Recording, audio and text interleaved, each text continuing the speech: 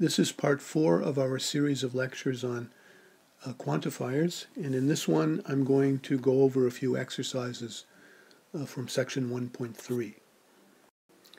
Specifically, I'm going to do a few of the exercises from problem 1 and problem 2 in your textbook on page 25 and 26. So the exercise is to write each of the following sentences using symbols with quantifiers. Then once you have that sentence, you're going to write a useful denial in symbols, and then that useful denial is a sentence. And we give the universe right after the sentence. So in question number 1, it says, not all precious stones are beautiful.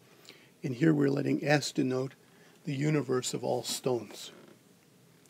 Okay, so what does it mean to say not all precious stones are beautiful? Well, it means it's the same as saying it's not the case that all precious stones are beautiful.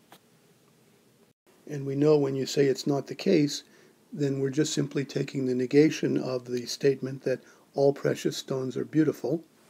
So the next step is to write that with a negation sign in front of it. And now we're going to write it in symbols.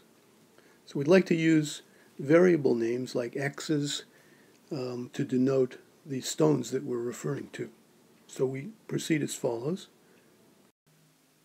So the statement, all precious stones are beautiful, is saying, given any stone, in other words, for every x in S, if x is precious, then it's necessarily beautiful.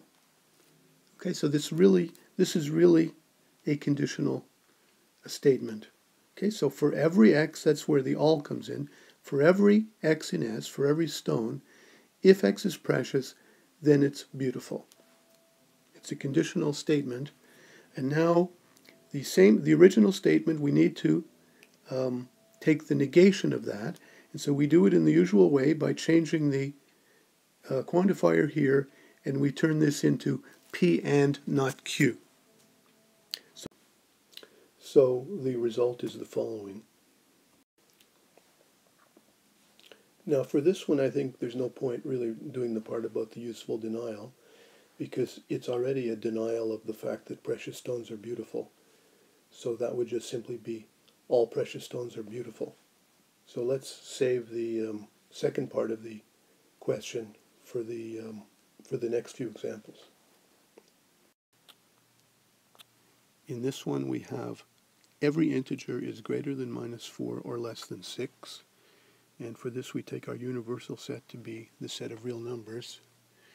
If you look at a number line, you'll realize that this is actually a true statement. We see that it's universally quantified, and so we can write it down in the following way.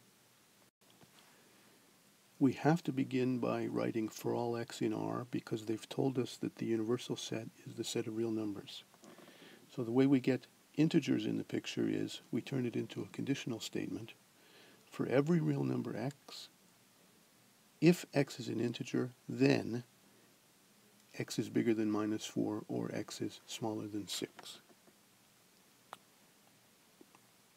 Now in order to take a useful denial of that, we do the usual trick of changing the quantifier, and this is a conditional P implies Q, so we have to do P and not Q.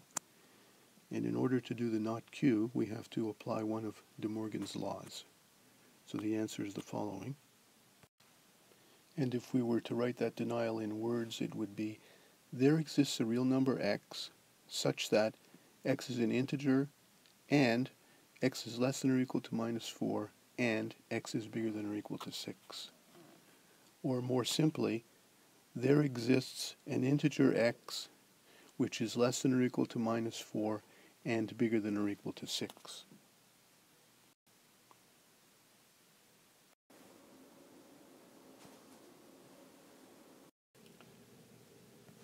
There is a smallest natural number, and we're taking our universal set to be the set of natural numbers.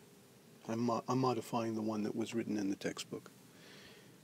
So of course we know this is a true statement. There really is a smallest natural number, namely 1. Now, when we see there is, that means that the statement is existentially quantified. So how shall we write this one out in words? Let me write it first and then we'll go over it.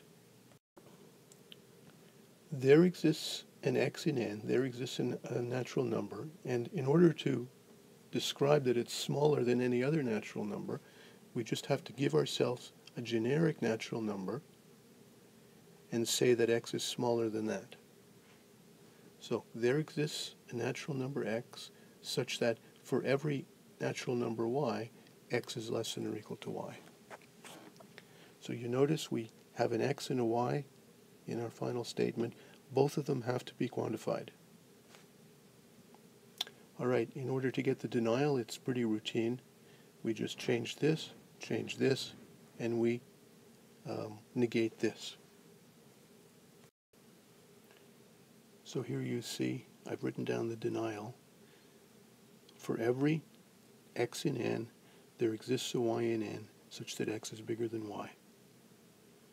I've changed this to a for every, I've changed this to a there exists, and I have negated this statement here. In words, for every natural number x, there exists a natural number y such that x is bigger than y.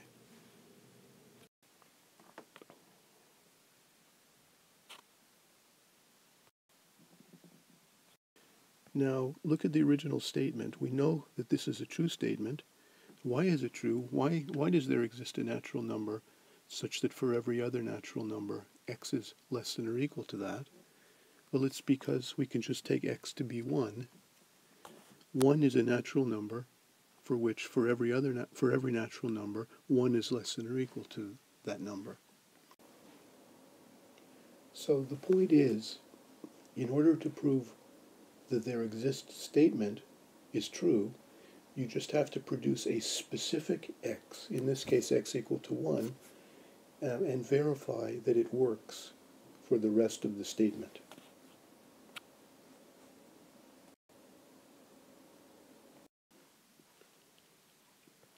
Number 4 is there is a largest real number, and we're taking our universe to be the set of real numbers. So once again, there is tells you that the variable is going to be existentially quantified.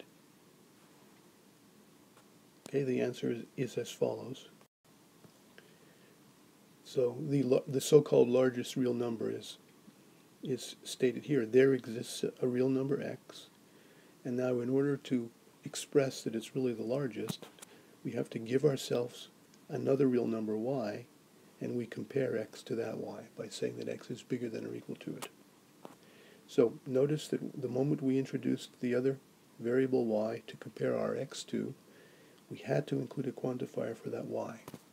You can never write a variable without quantifying it. Now the moment we write it in this way, it makes it very easy to write a useful denial of it just by using the usual mechanics, changing these quantifiers and negating this part of the sentence. So the denial is as follows. Okay, so I've changed this to a for every, I've changed this to a there exists, and I've negated x bigger than or equal to y. In words, for every real number x, there exists a real number y such that x is smaller than y.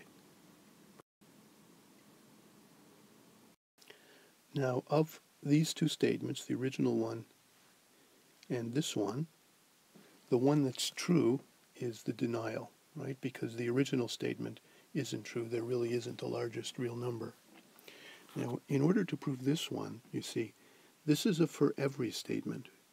In order to prove that a for every statement is true, it's not enough for you to check it for a specific x. You have to show it for any generic x. So if I give you a generic x, do you see how to produce a y that's bigger than that?